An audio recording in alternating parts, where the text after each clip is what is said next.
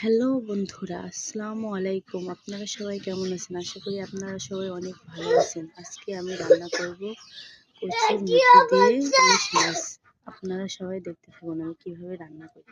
দেখুন, আমি কচুটা সিদ্ধ করে ছাড়িয়ে নিয়েছি। এখানে সমস্ত রকমের মশলা আমি নিয়ে নিয়েছি। পেঁয়াজ কুচি, লবণ, জিরা বাটা, হলুদ গুঁড়া, ঝালের ইলিশ মাছ। আপনারা বলবেন, ও বাবা, এত বড় ইলিশ মাছ? হ্যাঁ ভাই, এটা হচ্ছে গরিবের ইলিশ মাছ। প্রথমে আমি কড়াইতে তেল দিয়ে দিচ্ছি পরিমাণ মতো। তেলটা গরম হয়ে গেছে। প্রথমে আমি দিয়ে দিচ্ছি পেঁয়াজ কুচি।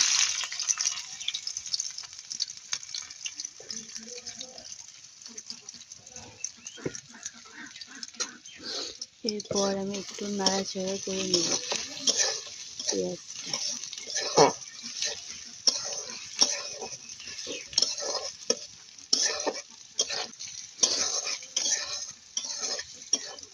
আমার ভাজা হয়ে গেছে। এবার সমস্ত রকম মশলাগুলো আমি দিয়ে দেবো। মশলাগুলো পানিতে একটু গুলিয়ে নিয়েছি যেন বাটা মশলার স্বাদ পাওয়া যায়। এবার মশলাটা আমি ভালোভাবে কষিয়ে নেব। তেল ওটা হওয়া পর্যন্ত। এখন মশলাটা আমার তেল ছেড়ে দিয়েছে। এবার মাছগুলো দিয়ে কষিয়ে নেব। আমরা ইলিশ মাছ এভাবেই রান্না করি। ভেজে রান্না করলে ইলিশ মাছের স্বাদ পাওয়া যায় না।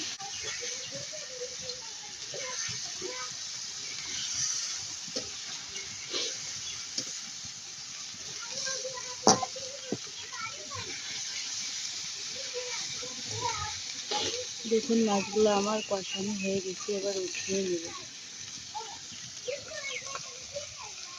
এবার কচুর মুখিটা আমি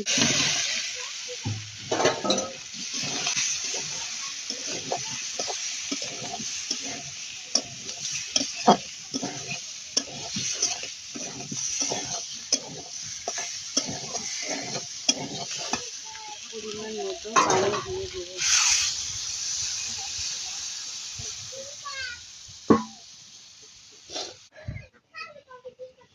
ঝোলে জাল উঠে পড়েছে। এবার মাছগুলো আমি দিয়ে দিব। আমার রান্না করা শেষ। এবার জিরা গুঁড়া দিয়ে লাগিয়ে নেব। সবাইকে ধন্যবাদ রান্নাটা শেষ পর্যন্ত দেখার জন্য। দেখুন আমার তরকারির ফাইনাল লুক। আশা করি আপনারা সবাই ভালো থাকেন।